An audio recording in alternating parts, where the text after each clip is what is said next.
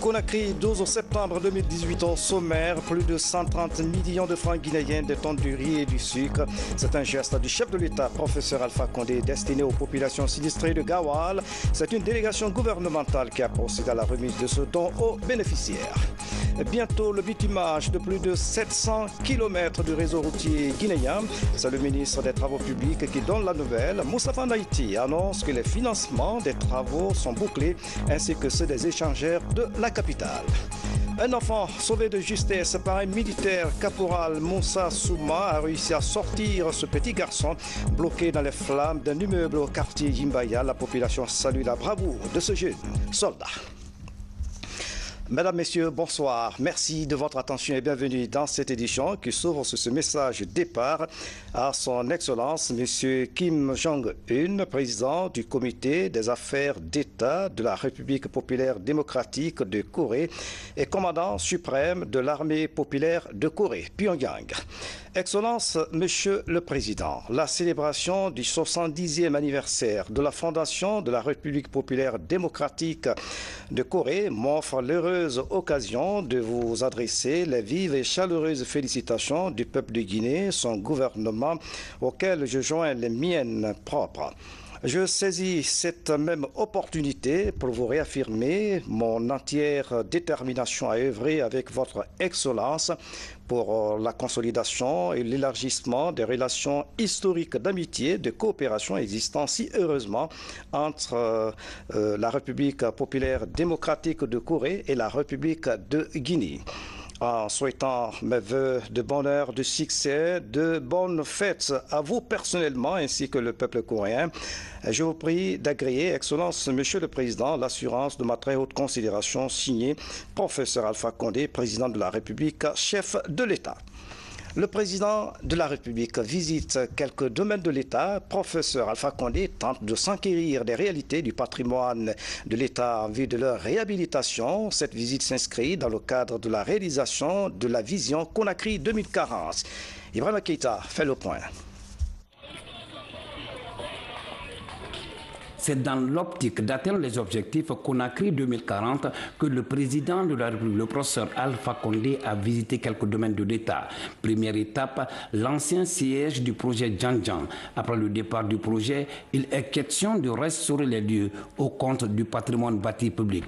Nous sommes ici dans les anciens locaux du service matériel du ministère des Finances dans le quartier Coronti. En plus de cet atelier de menuiserie, ce sont des habitations de fortune qui dominent.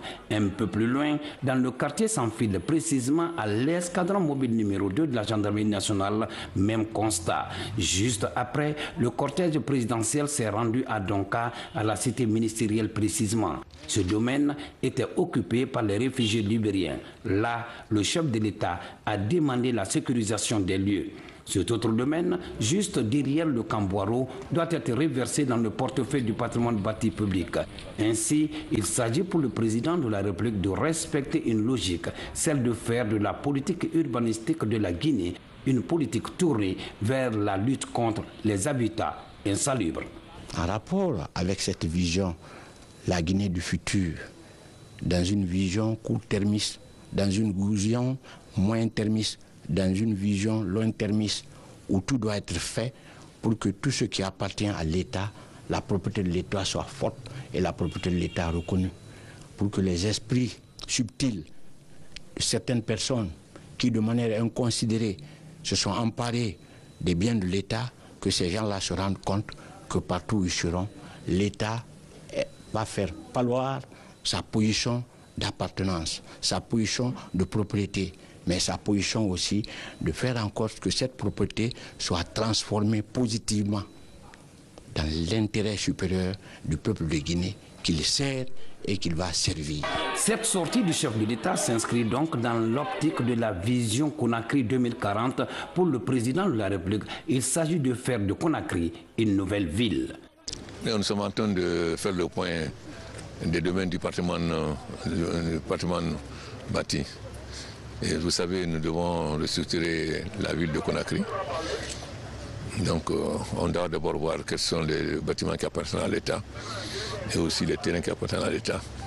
Ainsi, il s'agit à travers cette démarche de lutter contre l'occupation anarchique des domaines de l'État et surtout récupérer ceux qui sont illégalement occupés. Restons au Palais Sékou Touré pour signaler que le président de la République, professeur Alpha Condé, a reçu ce mercredi le document de la nouvelle politique nationale de la culture. C'est un document de 150 pages qui prend en compte les aspects liés à la promotion et à la sauvegarde des valeurs culturelles de notre pays. Ibrahima Keïta. C'est un document de 150 pages rédigé en deux parties. La première retrace l'état des lieux de la période coloniale à nos jours et la seconde fait une analyse critique de l'évolution de la culture dans son ensemble. L'objectif de cette démarche menée à travers la participation des acteurs dans les 4 régions naturelles du pays et la capitale Conakry est de doter le pays d'une nouvelle politique nationale de la culture. Aujourd'hui, c'est chose faite. C'est pourquoi le présent document, après un diagnostic approfondi, prend en compte tous les aspects de la culture ancestrale. Ce nouveau document de la politique nationale de la culture vient après plus de 30 ans. Dès lors, il s'agit pour le département de la culture de faire en sorte que chaque acteur s'en approprie. Dans cette logique, la nouvelle politique nationale de la culture doit favoriser des synergies d'action tout en encourageant les initiatives, en amorçant une dynamique que chaque Guinéen souhaite.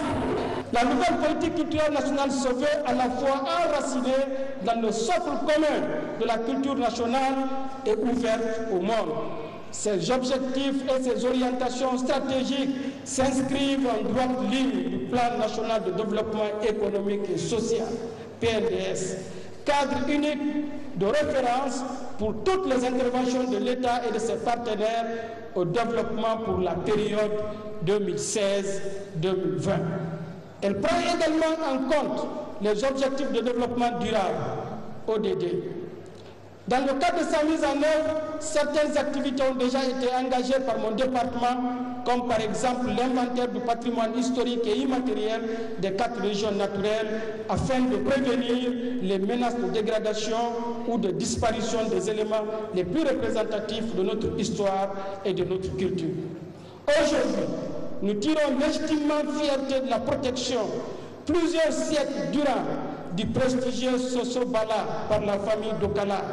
Nous n'avons assumé qu'une partie de notre responsabilité étatique en offrant à ce patrimoine universel un espace plus digne de son prestige, l'espace culturel Soso Bala. Sur cette voie, les acteurs de la nouvelle politique culturelle savent compter sur le gouvernement tout entier, sur vous, Monsieur le Président de la République, sur votre engagement personnel qui ne nous a du reste jamais fait défaut en vue de permettre d'organiser dans chaque région des activités de vulgarisation et d'appropriation, de partage avec tous les acteurs publics et privés et de diffusion du document à l'international. Aussi, nous plaidons pour l'adoption du projet de loi révisé sur les droits d'auteur et droits voisins en République de Guinée par les honorables députés de l'Assemblée nationale. Monsieur le Président, à l'image de l'UFA, les acteurs culturels de Guinée présentent toute leur gratitude pour la mise en place du Fonds d'aide à l'action culturelle. Il vous sera profondément reconnaissant de contribuer à l'alimentation de cet autre atout du développement de notre culture nationale. C'est un président de la République particulièrement fier qui a reçu cette nouvelle politique nationale de la culture. Mais pour lui, l'élaboration de ce document n'est qu'une étape. Chers artistes, c'est un plaisir pour moi de me retrouver avec vous cet après-midi pour célébrer la nouvelle politique culturelle prônée par le ministère des Sports, la culture et du patrimoine historique. Un peuple est ce qu'est sa culture. Un peuple donc doit être fier de sa culture. La culture, c'est d'abord l'histoire. le passé, le présent et le futur. La culture guinéenne, donc, doit être la symbiose de notre passé, de notre présent et de notre futur. C'est vrai qu'au début de l'indépendance, pendant quelques années, l'Afrique a été fière de la culture guinéenne. Les ballets africains, Bembaya Zaz, les Amazones, etc. Mais aussi nos équipes. Nous ne devons jamais oublier ce passé. Nous devons être fiers de ce passé. Quelles que soient les péripéties politiques,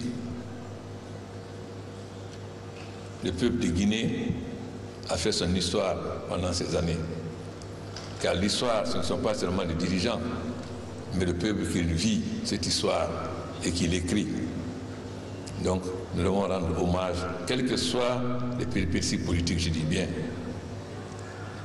Mais nous ne devons pas regarder cela comme on regarde des vestiges. Nous devons essayer de leur donner vie, afin que les nouvelles générations s'imprègnent de ce passé et soient fiers de ce passé. C'est vrai, vous avez parlé de la mondialisation, mais la mondialisation n'est pas une négation de la culture des nations, des différentes nations. Il est donc extrêmement important que les jeunes Guinéens apprennent ce qu'est la culture guinéenne. Je suis fier d'entendre un jeune poète guinéen rappeler à la jeunesse un certain nombre de hauts faits de notre culture. C'est vrai que nous devons aussi marier cette culture traditionnelle avec la modernité et les nouvelles technologies. Mais ces nouvelles technologies ne doivent pas nous amener à effacer ce que notre passé. C'est pourquoi j'en appelle aux grands intellectuels qui nous restent encore, professeur Baïbrahma Kaba, Nyan Tamsir, au professeur Boubacar Bari, d'accompagner le ministère de la Culture afin d'apporter des contributions à la renaissance de cette culture guinéenne. Car nous allons parler de renaissance. Parce que pendant un moment donné, la culture a été négligée. Elle n'a pas été une priorité. Mais sans culture, il n'y a pas de peuple. C'est la culture qui fait un peuple.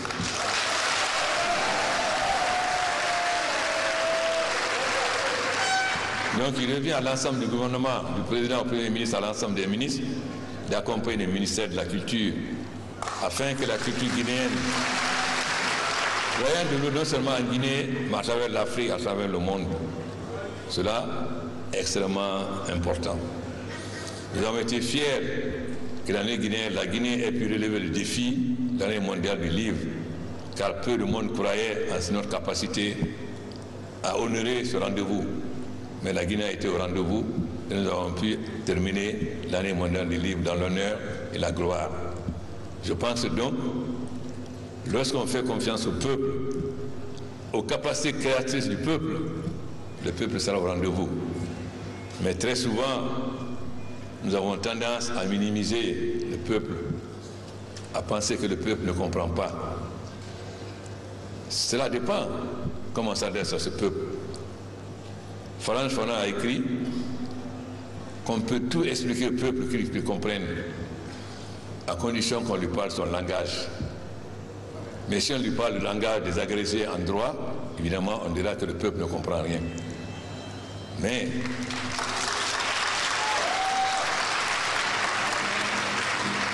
nous prenons nos forces, nos capacités, c'est au sein du peuple. Un grand combattant a dit, en parlant du peuple, vivre avec, manger avec, dormir avec. Donc être tout le temps à l'écoute du peuple et s'imprégner de ses valeurs afin que ces valeurs soient notre force.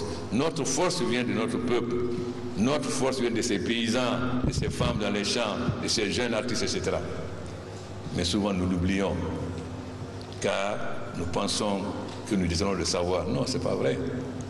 Le savoir, le meilleur ne s'apprend pas à l'école. Le meilleur savoir s'apprend dans la vie concrète de tous les jours, en contact des populations et des masses. C'est ça le véritable savoir, la véritable connaissance, non pas la connaissance d'ivresse, mais la connaissance venue du peuple, du plus profond de notre peuple, dans les villages, dans les hameaux. Il revient donc au ministère de la Culture de réhabiliter tout cela, et de ne pas avoir de complexe, d'être fier de son passé. Mais ce passé, pour que la jeunesse soit fière, faut-il la mettre en valeur, la faire connaître.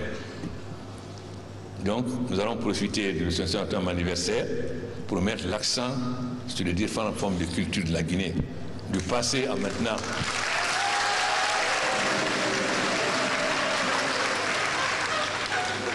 Car nous allons montrer au monde entier que nos différences ethniques et autres, loin d'être un handicap, est une chance, car nous devons nous enrichir de nos différences.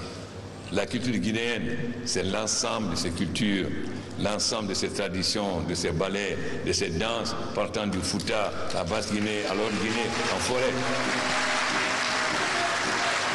Le 100e anniversaire doit être une occasion donc de montrer tout cela, afin que le peuple guinéen, dans son ensemble, communie avec son passé, son présent et son avenir, et qu'elle montre que le peuple guinéen est un. Bien sûr, nous avons des ethnies, nous avons des croyances, mais tout cela se résume en une seule chose: le peuple de Guinée, le peuple de Guinée, le peuple de Guinée. Malheureusement, souvent les intellectuels sont victimes de l'acculturation, du complexe face aux cultures étrangères, et ils oublient d'où ils viennent, leurs racines, ils oublient qu'ils viennent de ces hameaux, de ces forêts, que sans ses parents analphabètes qui se sont sacrifiés pour leur permettre d'aller à l'école, de maîtriser le savoir, ils seraient inexistants. Nous avons besoin de plus de modestie, car sans modestie, on ne peut pas se mettre à la hauteur du petit peuple. On se met au-dessus, on lui parle un langage qui lui passe par-dessus la tête, qu'il ne comprend pas. Mais quand vous étiez enfant, qui vous a appris à parler? Comment vous parliez? Est-ce que vos parents ne comprenaient pas? Ils n'ont pas été à l'école, mais si vous ne comprenez pas. La première éducation a commencé à la maison. C'est ça qui vous a fait ce que vous êtes. Nous avons donc une grande responsabilité aujourd'hui, au niveau des dirigeants politiques et intellectuels, c'est de revenir vers notre peuple. Parce que très souvent, nous nous éloignons de notre peuple. Ça veut dire que nous nous éloignons aussi de notre culture. Alors, si vous faites une nouvelle politique, j'espère que cette nouvelle politique puise ses racines dans nos traditions. J'espère que cette nouvelle politique va d'abord camper sur notre passé, sans regarder son passé en pensant sur le présent qu'on construit l'avenir. Pas seulement, les cadres doivent contribuer, mais la culture ne doit pas servir de leur cerveau. Leur cerveau doit servir à magnifier cette culture pour la rendre plus accessible au commun de mortels. Voilà donc ce que je tenais à vous dire. Nous devons communier avec les artistes qui sont là, qu'ils sachent que nous sommes à leur côté, que nous sommes fiers de Kanya, nous sommes fiers de nos jeux de Kora, nous sommes fiers de nos jeux de Tam-Tam, nous sommes fiers de nos Nyamakala, nous sommes fiers de nos hommes oiseaux, etc. Je souhaite que le ministère soit à l'écoute et au contact de ces différentes populations. Que toutes ces cultures soient valorisées. Aucune culture n'est à mépriser. Et surtout, les cultures de certains peuples minoritaires aujourd'hui, je vais parler des Bagas. Tout le monde sait que les masses Bagas sont aussi célèbres que les masses d'Ifé. Mais si le Nigeria a pu donner des valeurs aux masses d'Ifé, est-ce que la Guinée a donné la même valeur aux masses Bagas? Non. Alors, faisons en sorte que la culture Baga, qui est une des plus grandes cultures, ne disparaisse pas, parce qu'avalée par d'autres ethnies. C'est la même chose pour culture des Koniangi, à Kundera, autres, etc. Les hommes oiseaux. Voilà ce qui revient au ministère de la Culture, valoriser toutes ces cultures, même si c'est une culture qui ne concerne que 10 personnes de la population. Il faut la valoriser parce que c'est ces cultures qui font la culture guinéenne. C'est le symbiose de l'ensemble de ces cultures. J'espère donc que votre nouvelle politique ne sera pas seulement une politique intellectuelle, mais sera une politique aussi qui mettra aux Guinéens qui naissent aujourd'hui de communier avec ses ancêtres, de communier avec ce qui a fait la fierté de nos ancêtres et de nos devanciers. Je suis certain qu'au niveau de la culture, nous pouvons dépasser la Première République parce que nous sommes venus après. Nous devons profiter de leur héritage, aller plus loin. Pas que nous sommes meilleurs, mais parce que nous profitons de leur héritage pour pouvoir aller plus loin. À condition que nous respections cet héritage, à condition que nous donnons la valeur qu'il mérite. Voilà ce que je peux dire au peuple de Guinée, d'être fier de ces différentes cultures, de comprendre que nos différences doivent nous enrichir, non pas nous opposer. Alors je dirais, enrichissons-nous de nos différences, de la culture de Mandiana, ou de la culture de Koubia, ou de Yomo, etc. C'est ça qui fait la Guinée, qui fait le peuple de Guinée, pas autre chose. Merci. Et pour ne pas rompre avec la tradition, la remise de ce document a été une occasion pour certains artistes guinéens de prouver une fois encore leur engagement à faire de la culture guinéenne un exemple en Afrique. L'ensemble national des percussions a été suivi par André Flamine Leno, le parolier, et enfin le célébrissime orchestre national et international Bemia Jazz de Guinée.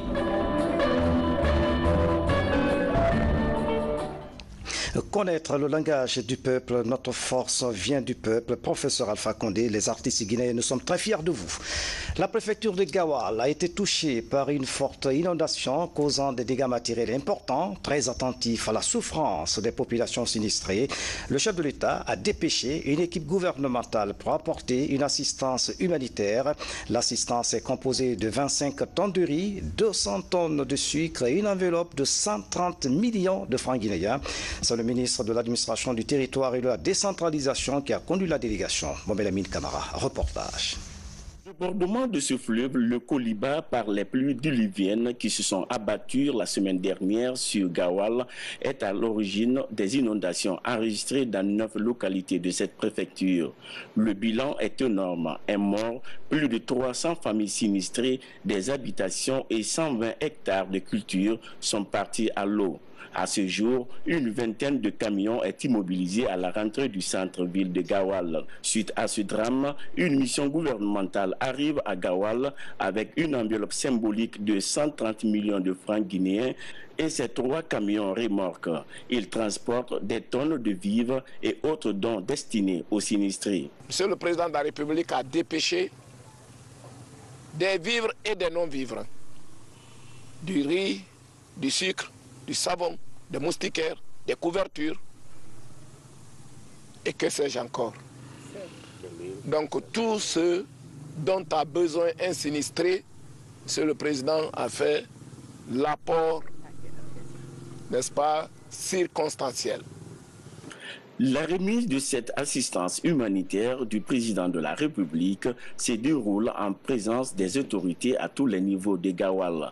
En recevant ce don du professeur Alpha Condé, ses responsables locaux promettent de faire un partage équitable et transparent entre les familles sinistrées. Un grand merci au chef de l'État qui, comme vous l'avez dit, a 22 000 km de Conakry.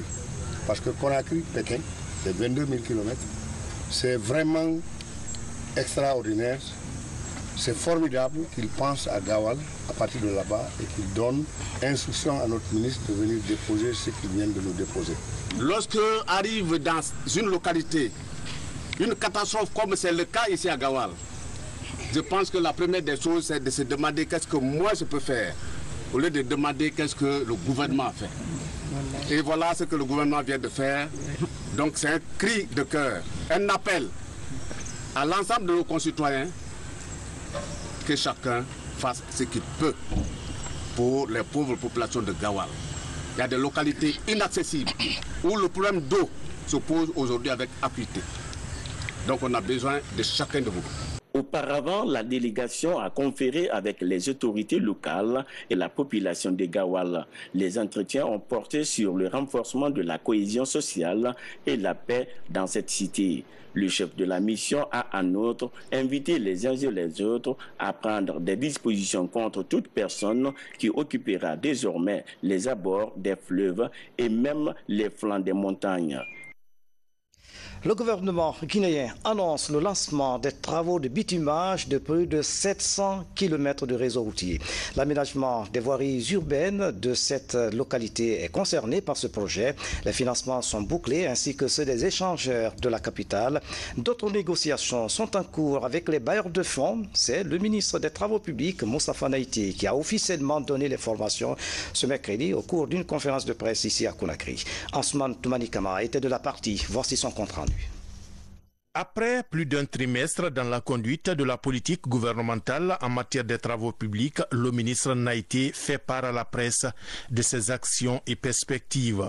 Parlant des grands chantiers sur les routes nationales, le ministre des Travaux publics annonce le lancement imminent des travaux de bitumage sur plus de 700 km du réseau routier guinéen. Il s'agit de 7 projets dont les financements respectifs sont bouclés ainsi que ceux de certains échangeurs de Conakry. À partir d'octobre-novembre, c'est la route Koya-Mamou-Dabola, ce qui fait 370 km. C'est la voirie, c'est la route Dabola-Sisela-Kouroussa qui fait 151 km. C'est PK103 de Kissidougou à Guéguédou qui fait 18 km et de Guéguédou à Kondebado qui fait environ 35 km qui vont être totalement, des routes qui vont être totalement reconstruites. Et vous avez Koya-Fourekari à Farmouria pour aller vers la Sierra Leone, 75 km, dont le financement aussi a été bouclé et les travaux doivent pouvoir démarrer au plus tard le mois de novembre-décembre de cette année.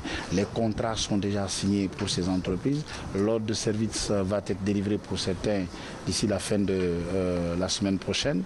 Et vous avez Lola Danané aussi qui a démarré depuis quelques mois et qui va continuer pour relier la Côte d'Ivoire. Parallèlement, 7 localités du pays connaîtront dans moins de 3 mois le lancement ou la poursuite des travaux de construction des voiries urbaines. Un programme national d'entretien routier est également annoncé sur les routes dégradées. En fonction de sa lettre de mission, les 3 derniers mois ont permis aussi de faire l'état des lieux du réseau routier guinéen et d'engager des réformes du cadre organique des travaux publics pour efficacement répondre aux besoins de mobilité des citoyens. Une période qui coïncide également avec le syndrome de dégradation des ouvrages de franchissement dans le pays. Comme vous savez, les 100 jours, il y a eu beaucoup de ponts qui ont cédé.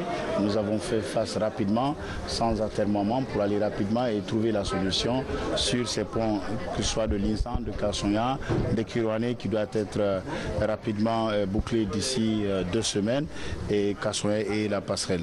Mais aussi l'élimination de quelques bourbiers sur les routes nationales qui empêchaient nos populations de circuler. Il y a un vaste programme d'urgence que nous sommes en train de finaliser. Il y a une équipe qui va sortir à partir du 15 septembre pendant 1 mois sur tout le réseau national routier pour relever les niveaux de dégradation et on va lancer une vraie campagne pour la réhabilitation et l'entretien de ces tronçons. Pour toujours améliorer la circulation routière et accroître la fluidité à Conakry et sur l'ensemble du réseau routier guinéen, des négociations sont aussi en cours entre le gouvernement et les bailleurs de fonds pour le financement de certains grands projets, notamment Kankan Mandiana, Labé Mali, Boké Gawal et Kissidougou Kankan. À quelques jours des festivités de l'an 60 de l'indépendance de notre pays, le 2 octobre prochain, le comité d'organisation est à pied d'œuvre pour conférer à l'événement un éclat tout particulier. Les préparatifs vont bon train. Suivez ce reportage.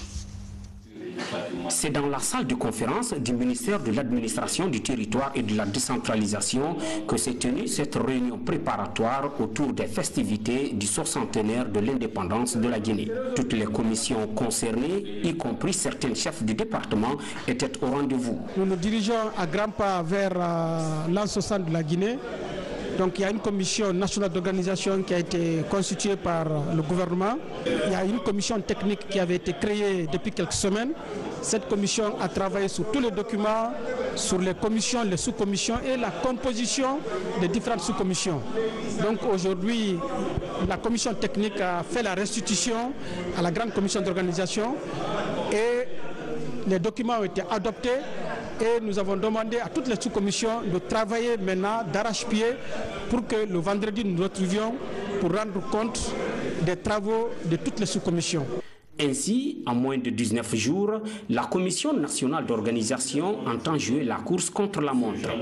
Pour ce faire, aucune piste n'est à négliger, estime le président de la Commission. Je vous le disais en titre, un enfant sauvé de justesse par un homme en uniforme à Conakry. L'acte s'est produit au quartier Yimbaya. Ce petit garçon était bloqué par les flammes dans un immeuble, mais grâce à l'héroïsme du caporal Moussa Souma, l'enfant est sorti des flammes sain et sauf avant d'être admis à l'hôpital de la base aérienne principale de Conakry. Le récit de sergent-chef Alassane Diaby, correspondant de la presse militaire.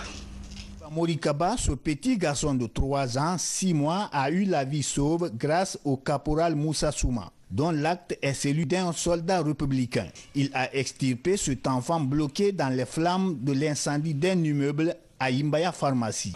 Il a demandé la description de la maison, il a demandé ce qui était, on a dit qu'il y a un enfant qui était coincé, un enfant de 3 ans et demi, il a dit non.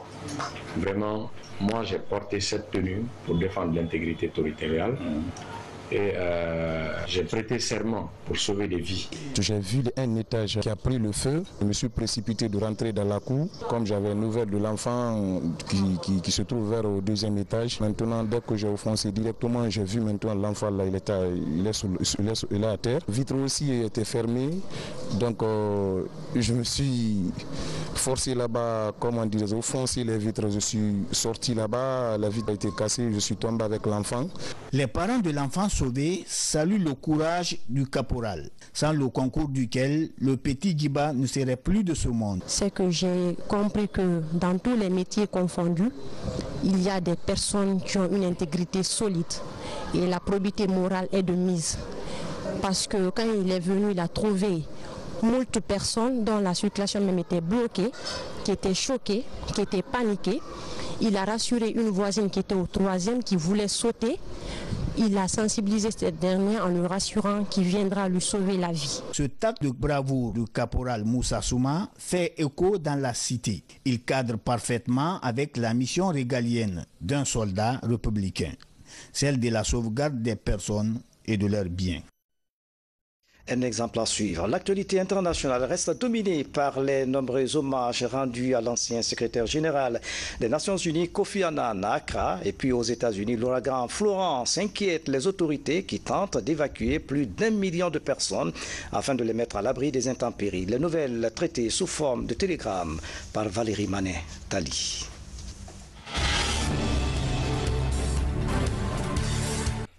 De nombreux Ghanéens en deuil rendent hommage à l'ancien secrétaire général des Nations Unies, Kofi Annan, l'un des fils les plus célèbres de ce pays d'Afrique de l'Ouest.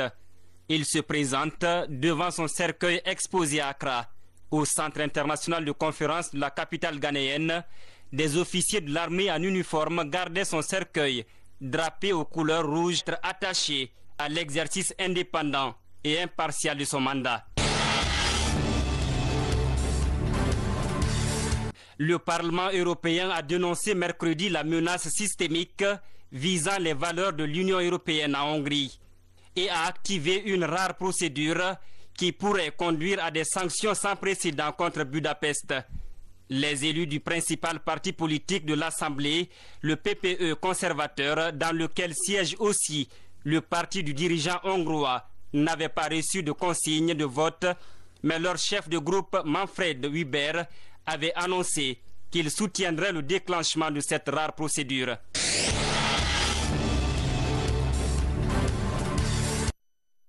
Demain, 13 septembre, la Guinée va célébrer la journée africaine de la technologie et de la propriété intellectuelle sous le thème « L'invention, moteur du développement industriel » suivait la déclaration du ministre d'État de l'Industrie et des PME commentée par Al Gassimba. Le développement industriel d'un pays est lié à sa capacité à innover et à mettre au point des biens et services améliorés répondant aux besoins de la société. Conscient de cette réalité, le gouvernement place les questions d'innovation et de propriété intellectuelle au centre de ses préoccupations. D'où l'organisation de la 19e journée africaine de la technologie et de la propriété intellectuelle sous le thème « L'invention, moteur du développement industriel ». Ce thème est destiné à sensibiliser les inventeurs, les chercheurs et tous les autres acteurs de la créativité sur le rôle que joue l'invention dans le développement industriel. La journée africaine de la technologie et de la propriété intellectuelle a été instituée en 1999 lors d'une conférence des chefs d'État et de gouvernement de l'Union africaine.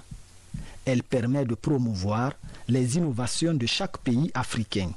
Cette journée est l'occasion pour les États et la société civile de se rappeler de l'un des défis majeurs du continent, celui du développement industriel, étape importante dans le processus du développement économique et social. C'est pourquoi le gouvernement ne ménagera aucun effort pour encourager et accompagner toute initiative publique ou privée dont le but est la mise au point des inventions pouvant contribuer au développement technologique et industriel. L'engouement constant des opérateurs économiques guinéens pour l'enregistrement des marques, des dessins et modèles industriels a permis la construction d'un centre moderne de documentation en propriété intellectuelle à Nongo, dans la commune de Ratouma. À cette occasion, le ministre de l'Industrie et des PME invite tous les organismes nationaux et internationaux à apporter leur soutien aux inventeurs des centres de recherche et universités afin d'assurer une synergie entre la recherche et l'industrie pour donner une impulsion durable au tissu industriel de notre pays. Voilà cette déclaration du ministre Thibaut Camara met fin à cette édition. À tous, merci de nous avoir suivis. Le programme continue sur notre site web www.rtgcoloma.info. Excellente soirée, où que vous soyez dans le monde. À demain.